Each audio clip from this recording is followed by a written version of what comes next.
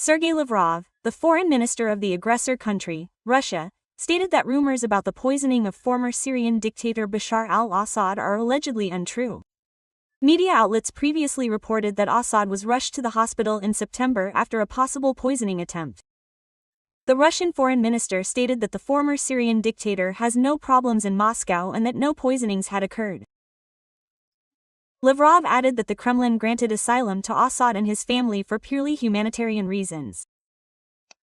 Sergei Lavrov also commented on the absence of Moscow representatives at the summit in Egypt dedicated to the conclusion of a peace agreement on the gas strip. According to him, Russia was not invited. He said the invitation was extended by the summit organizers, the Egyptian leadership, which coordinated its actions with other Arab initiators, but primarily with the United States. This is the first statement from the foreign minister of the aggressor country after a long absence from public view. The Telegram channel, Kremlevskaya Snuffbox, previously reported that Russian dictator Vladimir Putin was allegedly offered the arrest of Lavrov for treason. According to the channel's sources, he faces at least his resignation. Specifically, Lavrov is accused of allegedly committing treason and of impeding the improvement of Russian-American relations. The likely resignation of the foreign minister may be connected to the transition of power in the Kremlin. According to the Telegram channel, General SVR, Dmitry Patrushev, currently Deputy Prime Minister of the Russian Federation, is allegedly the successor to the post of President of Russia. The channel writes that the end of the transition of power is already near.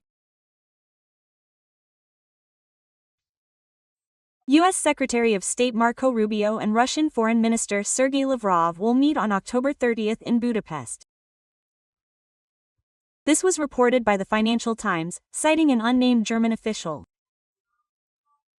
According to a source, Hungarian Prime Minister Viktor Orban plans to outline his plans ahead of U.S. President Donald Trump's meeting with Russian dictator Vladimir Putin, including the possibility of Trump holding talks with European leaders.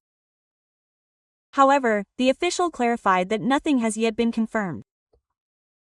CNN previously reported that the meeting, scheduled for this week, had been cancelled. The reason was not specified, but one of the channel's sources said that Lavrov and Rubio have different expectations regarding ending the war in Ukraine. According to CNN, the American side believes that the Russian opposition has not made sufficient progress on its previously stated ultimatum demands. At this point, Rubio is unlikely to recommend postponing the Trump-Putin meeting in Budapest. On October 20, the U.S. Secretary of State and the foreign minister of the aggressor country held a telephone conversation. The State Department statement stated that the parties were to discuss next steps following the phone call between Trump and Putin. The Kremlin described the phone call as a constructive discussion, during which they discussed possible concrete steps to implement the agreements reached between Trump and Putin during their phone call. As a reminder, after his phone call with Putin, the U.S. president announced that they had agreed to a meeting of high-ranking advisors. Donald Trump wrote on the social network Trust Social that the first U.S. meetings would be led by Secretary of State Marco Rubio, along with other individuals to be appointed.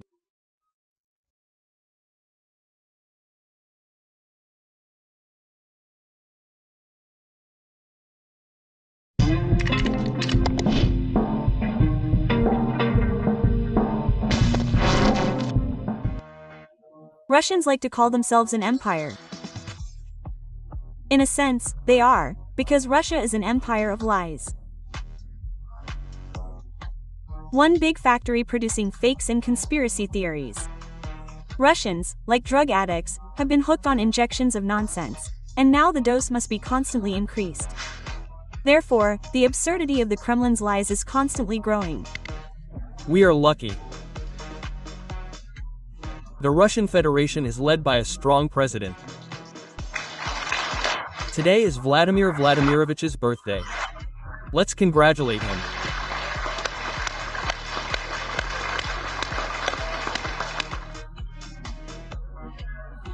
There is Putin, there is Russia, and we should be proud of that. Moreover, Russian society has become so accustomed to living in a parallel reality that it has begun to spin its own tall tales, especially about its own leaders. It's hard to count the number of times Putin and other officials have been buried. Recently, a post appeared on Telegram claiming that the sole diplomat of all Muscovy, Sergei Lavrov, is being targeted for imprisonment for treason. What a twist! Sources in the foreign ministry report that Lavrov is frightened and afraid of following the fate of dozens of top officials who accidentally fall out of windows en masse and shoot themselves while hunting.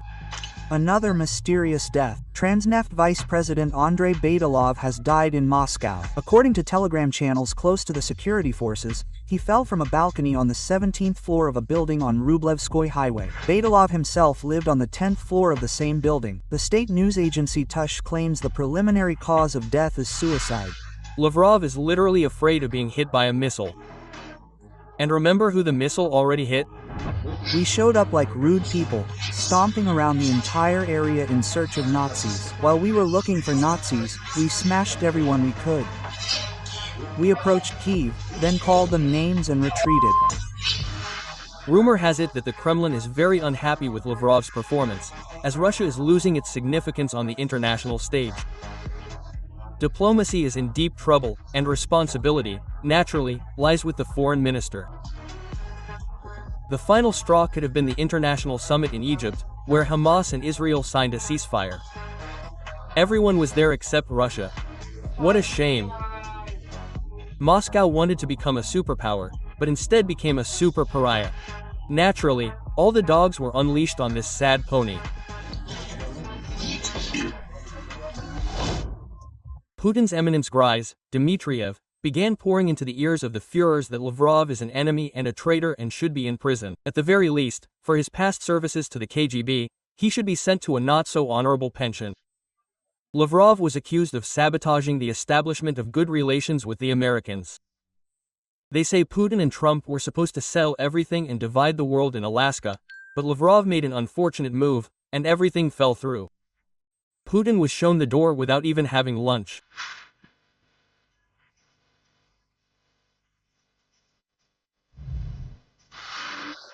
Such news quickly spread among the serfs. They like to believe that the Tsar is good, and the boyars are stupid and traitors. So Lavrov's life hangs in the balance in any case. He could always be branded a foreign agent and lynched for the amusement of the crowd, along with all his hard-drinking cronies.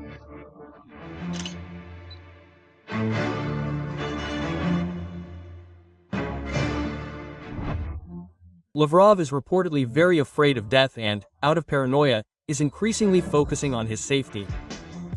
But, as we know, it's not a NATO missile that we should be afraid of, but a domestic grenade in the cabin of an airplane. Prigozhin will tell you. Is In an airplane, are. You sure? And where the hell is it going? Oh. Over there, near the farm. Unlike Lavrov, Prigozhin is respected by Russians and shamefacedly praised in shabby kitchens. His march on Moscow is still called a raid for justice, and the bald chef is considered practically Russia's only hope.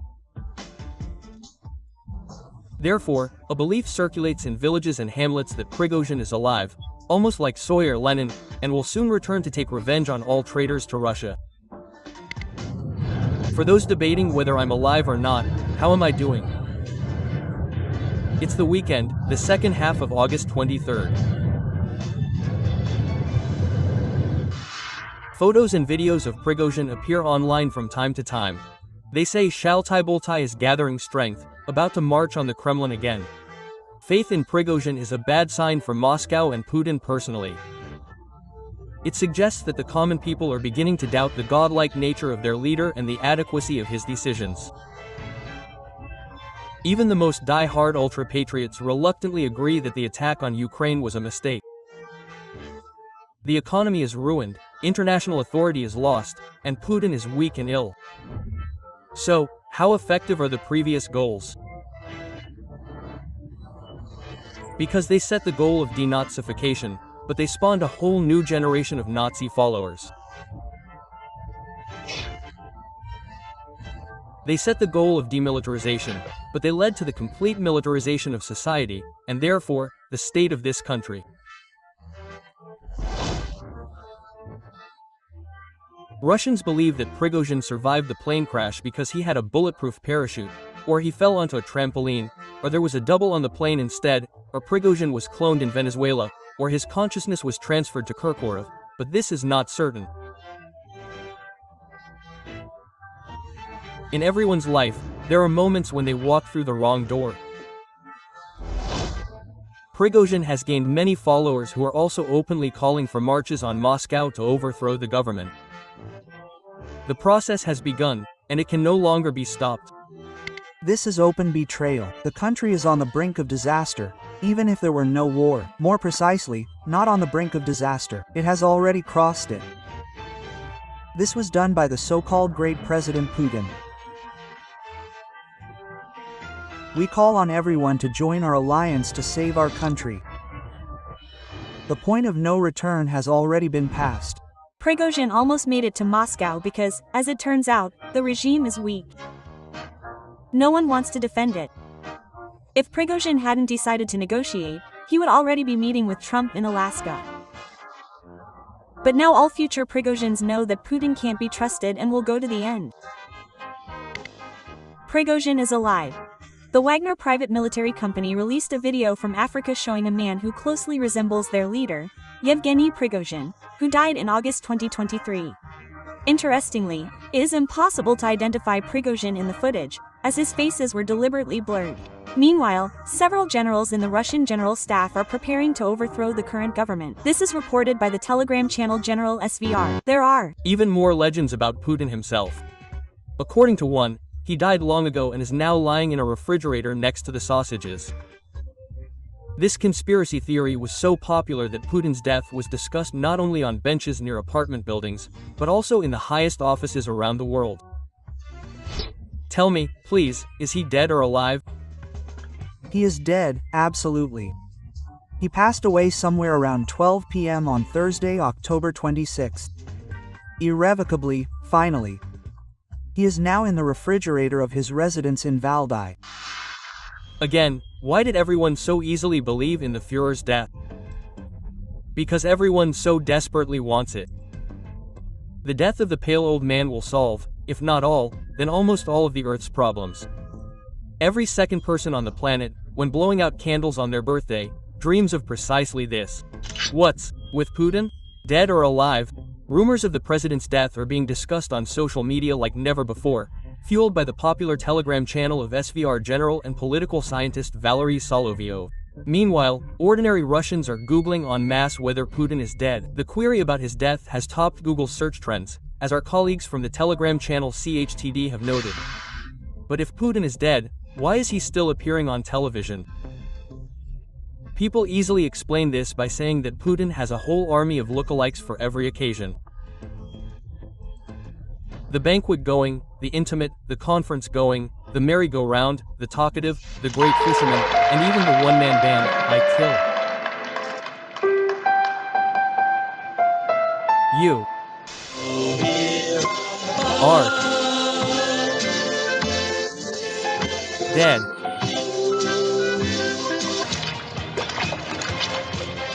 Oh my. Whoa. Wow. Putin is no longer perceived as a person at all. He's some kind of abstract entity, a faceless, empty function. Who exactly is wearing Putin's mask at this very moment, whether it's a double, a tripod, or a portable sham? What matters is that it simply symbolizes power. Power in Russia is a sacred thing. Even if tomorrow they let a pig out on a leash and told him he was the new successor, vote for the boar, everyone would vote, because that's what's right for the motherland. I'd like to remind you that this video is for entertainment purposes only and contains elements of satire and irony. All facts and events are presented in a hyperbolic or exaggerated form for comic or dramatic effect. We don't intend to mislead, but rather to emphasize the humor. Please take this with a smile,